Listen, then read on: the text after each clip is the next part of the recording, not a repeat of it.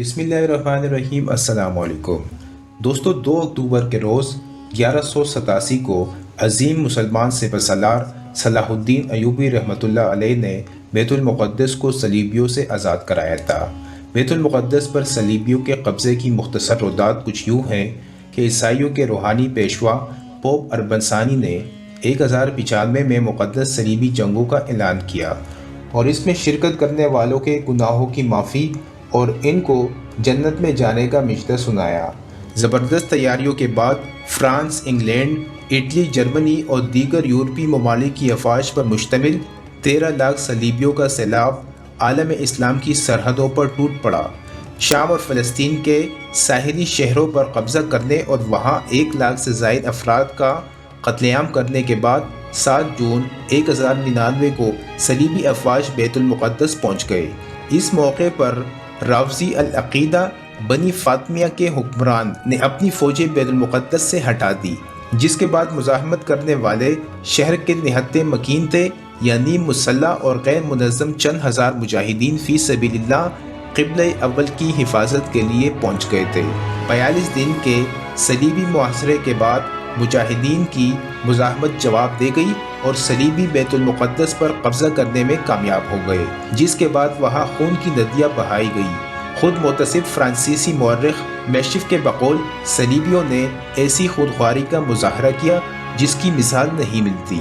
मुसलमानों को ऊंचे ऊंचे बुर्जों और मकानों के छतों से गिराया गया, आग में जिंदा जलाया गया, घरों से निकाल कर मैदान में जानवरों की तरह घसीट कर मारा गया। सलीबी जंगजू मुसलमानों को मकतूल मुसलमानों की लाशों पर ले जाकर कत्ल करते रहे।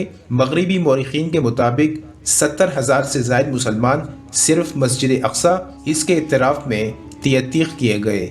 यूरोप को फतह की जो खुशखबरी का जो पैगाम भिजवाया गया, इसमें लिखा, अगर आप अपने दुश्मनों के साथ हमारा सलूक मालूम करना चाहे तो मुख्तसरन इतना लिख देना काफ़ी है कि जब हमारे सिपाही हज़रत सुलेमान अलैहिस्सलाम के माबद यानी मस्जिद अक्सा में दाखिल हुए तो इनके घुटनों तक मुसलमानों का खून था।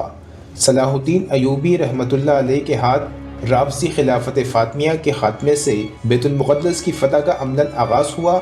इस सिलसिले में बड़ी कामयाबी 4 जुलाई 1187 को जंग हित्तीन में सलीबियों के मुत्तहिद लश्कर को होने वाली ज़बरदस्त शिकस्त की सूरत में मिली, जिसके बाद सलाहुद्दीन अयूबी की फ़ौज और मुजाहिदीन ने अका, नाबलूस, याफा, सिदोन, बेरूत के शहरों को फतह करते हुए 20 सितंबर को बैतुल मुक़द्दस का मुहासरा कर लिया।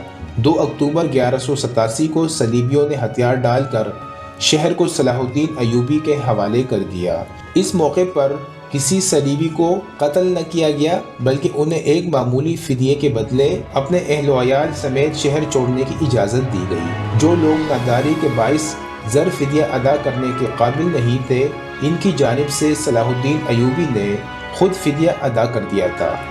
जदीद तारीख़ में पहली जंग अज़ीम दिसंबर 1917 के दौरान अंग्रेज़ों ने बैतुल मुक़द्दस और फ़लस्तीन पर कब्ज़ा करके यहूदियों को आबाद होने की आम इजाज़त दे दी। यहूद व नसारा की साजिश के तहत नवंबर 1947 में अक़वाम मुत्तहिदा की जनरल असम्बली ने धांधली से काम लेते हुए फ़लस्तीन को अरबों और यहूदियों में तकसीम कर दिया।